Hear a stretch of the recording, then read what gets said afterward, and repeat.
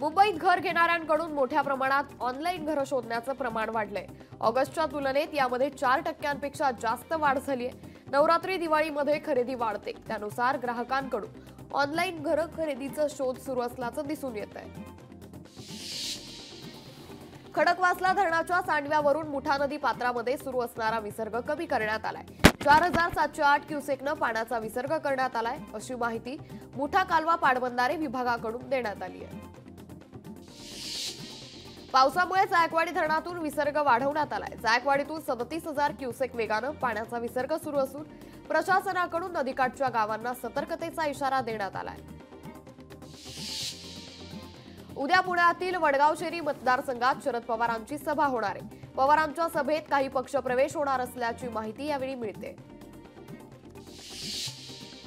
नागपूरमध्ये 14 लाखांचे मुद्रांक शुल्क वाचवण्यासाठी लग्नाचे खोटे प्रमाणपत्र दाखल केल्याचा प्रकार समोर आलाय।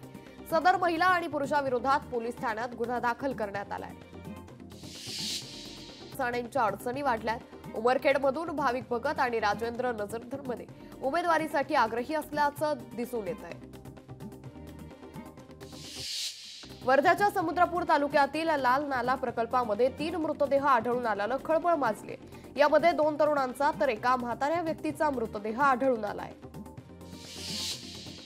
पालघरमध्ये मुंबई अहमदाबाद महामार्गावर टँकरचा अपघात झालाय। मुंबईहून गुजरातकडे जाणाऱ्या मार्गावर तेल वाहतूक करणारा टँकर उलटला असून रस्त्यावर मोठ्या प्रमाणात तेल गळती झाली। या प्रकरणी सुदैवानं कोणतीही जीवितहानी झाली नाही।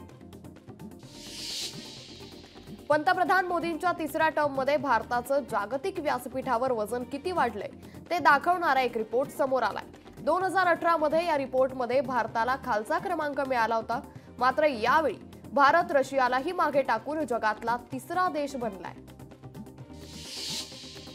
रेल्वे ट्रॅकवर आता ड्रोनची नजर राहणार असून मध्य रेल्वे लवकरच 10 ड्रोनची खरेदी करणार आहे। रेल्वे घातपाताच्या पार्श्वभूमीवर रेल्वे प्रशासनानं हा निर्णय घेतलाय।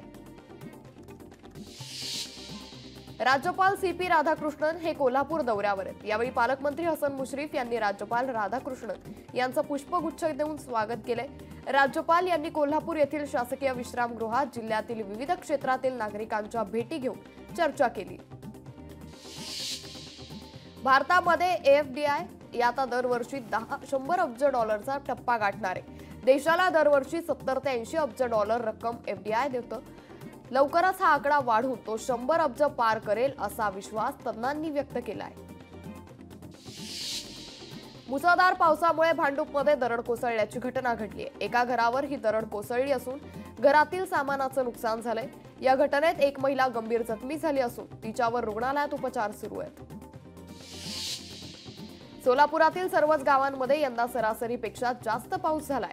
दक्षिण सोलापूरमध्ये अतिरिक्त पाऊस झाल्यानं खरीप हंगामाच्या पिकाला मोठा फटका बसतोय। पावसामुळे शेतकऱ्यांचं अतोनात नुकसान झालंय।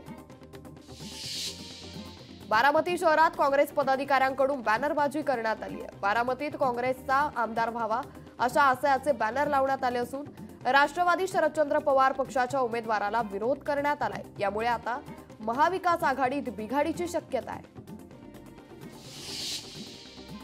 अमरावती जिल्ह्यातील चांदूर बाजार तालुक्यात मुसळधार पाऊस बरसतोय। पावसामुळे अनेक घरात आणि दुकानांमध्ये पाणी शिरलंय। यामुळे साहित्यांचं मोठ्या प्रमाणात नुकसान झालंय, तर सोयाबीन पिकालाही मोठा फटका बसलाय। छत्रपती संभाजीनगरमध्ये विधानसभा निवडणुकीच्या पार्श्वभूमीवर परिवर्तन महाशक्तीचा पहिला मेळाव्याचं आयोजन करण्यात आलंय। राजू शेट्टी, संभाजीराजे छत्रपती, बच्चू कडू उपस्थित राहणार असून विधानसभा निवडणुकीची रणनीती ठरणार आहे।